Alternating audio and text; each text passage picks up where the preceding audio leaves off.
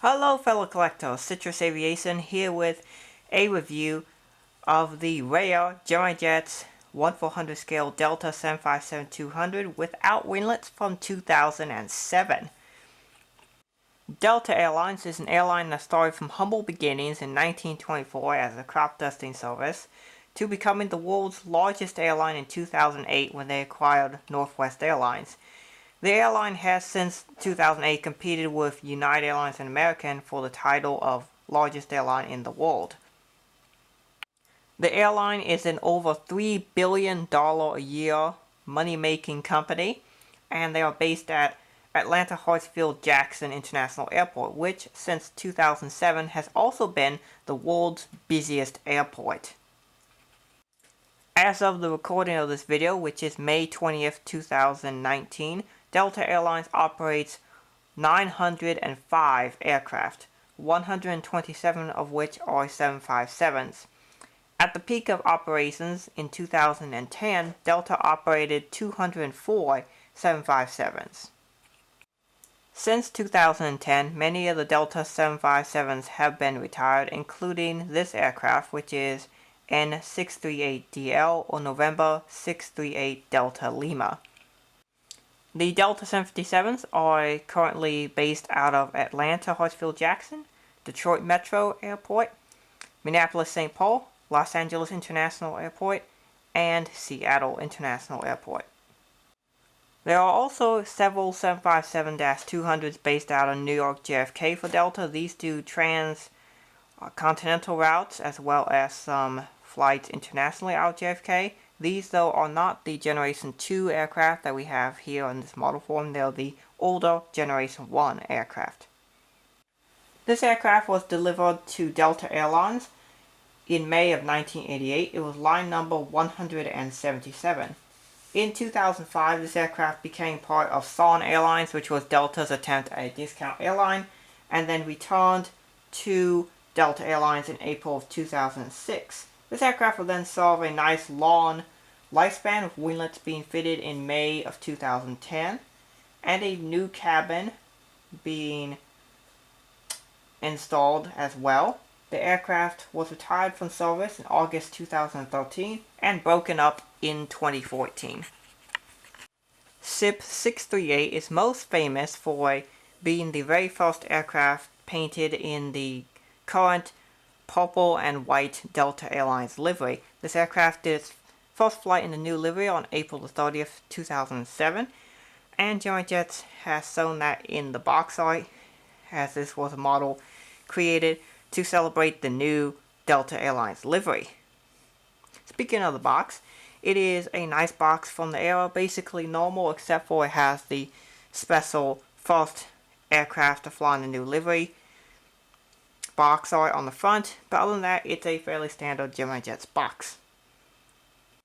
Alrighty, so now I'm going to tell you about the seating configuration that this aircraft was in at the time.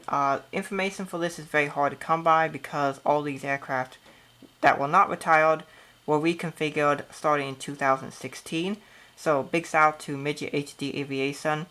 I was able to use your video to find out the configuration for this aircraft, so thank you very much for that. This aircraft was in the 75N configuration, which was the most common of the 9 configurations that Delta had on the 757s at the time. This aircraft features a total of 182 seats, with first class being 22 seats from the front of the cabin to right at the end of the Delta titles.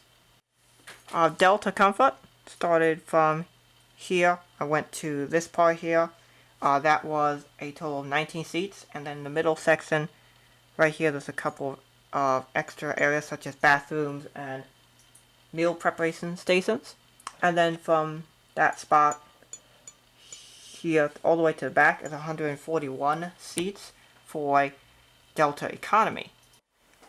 Alrighty, so taking a look at this gorgeous model, we have the nose cone, which is decently detailed. I mean, it's not as detailed as some of the newer models. This is featuring the original Gemini Jets 757 mold from the 1990s, 1998 period.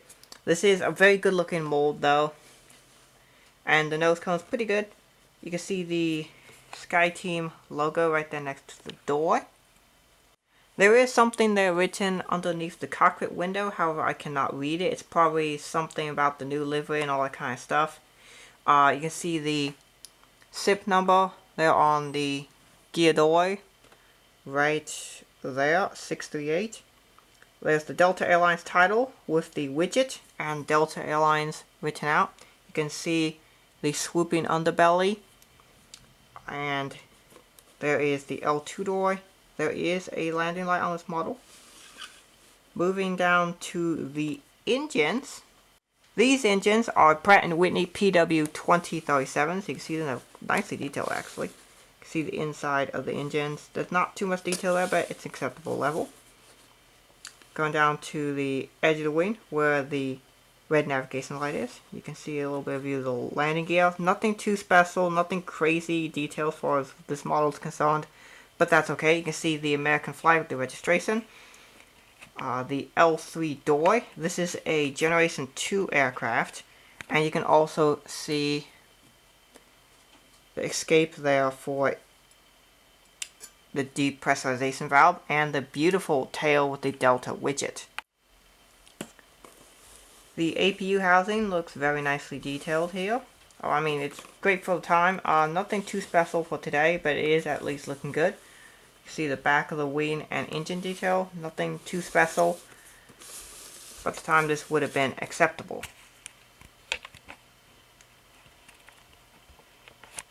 Alright, so now we're on the starboard side.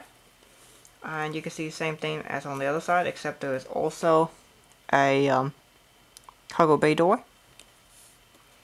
You can also see there's a little bit of paint fade in between the top of the nose gear and the body of the aircraft. There is the inboard land light. You can also see a bit of a paint fade here as well in between the one-piece wing and the fuselage. The Rolls-Royce engine, sorry, not Rolls-Royce, Pratt & Whitney engines, down to the green navigation light. In the back, you can see another cargo bay door, as well as the Delta Airlines widget. And you can also see the SIP number up top here as well. Topside details, you can see the cockpit windows, red light. There's what appears to be an ADF antenna, the over-the-wing emergency exits. The wing detail, which is not anything special, but I do believe I see the no step on wing writing right about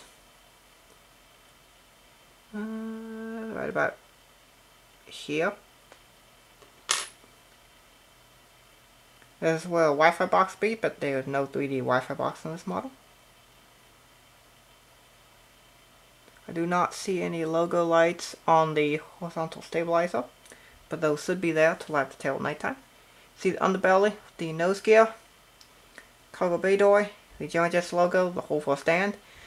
This was before the Delta was being written on the underbelly.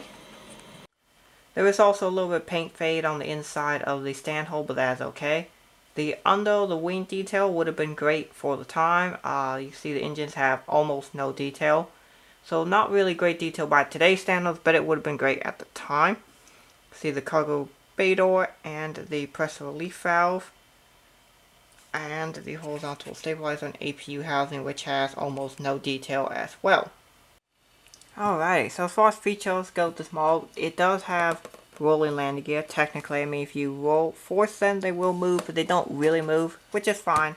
These are much more robust landing gear than newer Gemini Jets models. So let's see how it fits on a stand.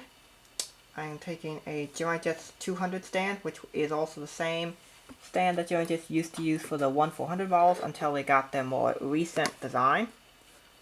So there we go. It's on the stand. And here is the model. On the stand, it looks really good.